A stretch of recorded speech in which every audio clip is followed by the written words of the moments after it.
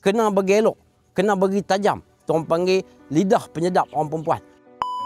Sebenarnya tuan, urat ni mengerupi semua. Perjalanan angin darah ni dia turun naik. Sebab tu dia panggil urat besar.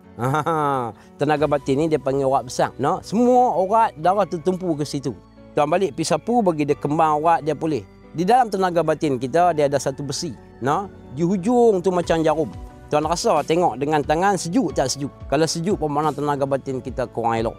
Kalau tuan rasa dia panas bermakna tenaga batin kita elok. Dulu orang tua-tua panggil itu besi kursani. Nah, kalau orang yang belajar tentang ilmu tenaga batin, orang tua-tua dulu besi itu boleh diseru, nah, dipanggil supaya dia hidup. Dipanggil besi kursani yang duduk dalam diri kita. Sebab tu tuan-tuan semua, tujuan kita tuan sapu minyak ni bagi dia kembang supaya beti kursani macam jarum. Apabila dia menegang, tuan tekan rasa macam jarum. Tu lidah penyedap orang perempuan. Kena bagi elok, kena bagi tajam.